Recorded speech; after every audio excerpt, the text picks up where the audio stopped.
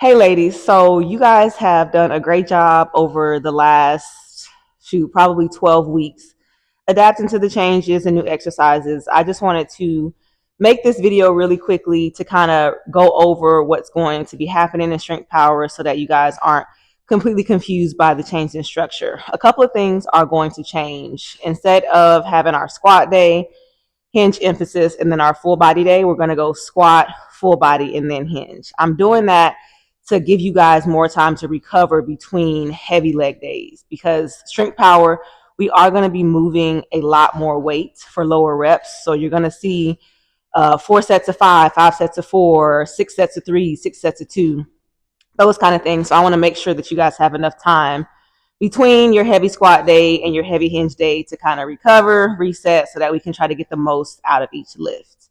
The second thing that's going to be changing is the actual structure of our workouts. Most of you by now know that we do basically 3 supersets, which is 2 exercises for each set. Strength power phase is going to look a little bit different this block, because I'm really trying to program in a way that is going to maximize you guys' strength and power simultaneously. What that means is our first superset, our first couple of sets, is going to look different. So we're going to start with what's called an overcoming isometric. This is an exercise where you push the bar against an immovable object, i.e. your catches, your squat rack, that type of thing. This is our neural driver or neural primer. This is what sort of helps you with your mind-muscle connection and mass muscle recruitment. So anytime that you go to push something, to lift something, your brain has to send a signal to your muscles to tell them to contract, right? People that are stronger can contract those muscle groups faster and can recruit more muscle groups at one time. That is what the isometric does. You are going to be pushing the bar into the catches for anywhere from 3 to 5 seconds to really work on generating as much muscle recruitment as you can.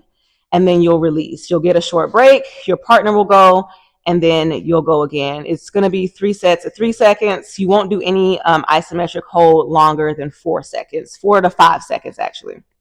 So once we do that, you're going to go through all of your sets of overcoming isometrics, and then you will move to your actual your primary superset. That'll be your back squat superset with some type of jump plyometric. If it's deadlift day, it'll probably be deadlift superset with some type of broad jump sequence. And then on our bench day, it will be some type of explosive push type of plyometric, probably with a wall ball. So again, we're going to start with the overcoming isometrics first. You'll complete all of those sets timed. Your partner will time you, and then you'll time your partner. Once you get through all of your 3 sets of your isometric holds, then you will move on to your squat and your jump superset there. So what I'm going to do essentially today is go over the overcoming isometric with you and that setup, so that you kind of have an understanding of what's going to be happening. You'll know how to apply your intensity, and we can just kind of get straight into it, because we are adding an extra set. We're essentially adding time to your workout, and we only have an hour. So we're going to hop over to the squat rack, go over overcoming isometrics and anything else that I can think of that you might need to know for this block. So for our overcoming isometrics on our back squat, your setup is going to look like this. Your catches are going to be upside down. So the part that you usually land your bar on is going to be at the bottom here on either side. Your bar is going to be on top.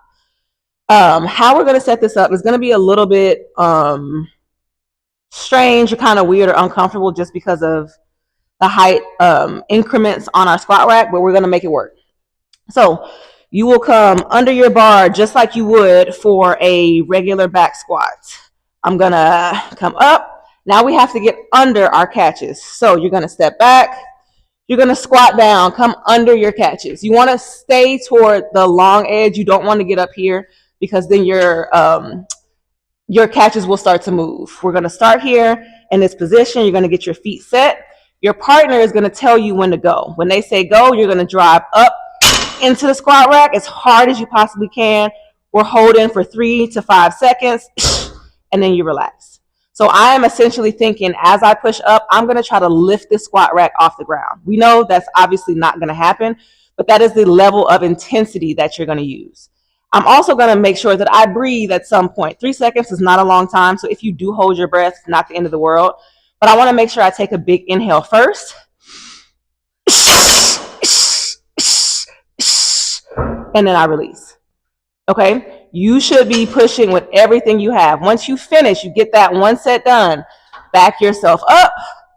You'll come up and just set your bar back on your catches. Then your partner will go and you guys will alternate each set. I believe we have 3 sets of 5-second holds tomorrow so that you guys can kind of get used to pushing. You'll have a little bit more time to actually generate max effort as you get better at this.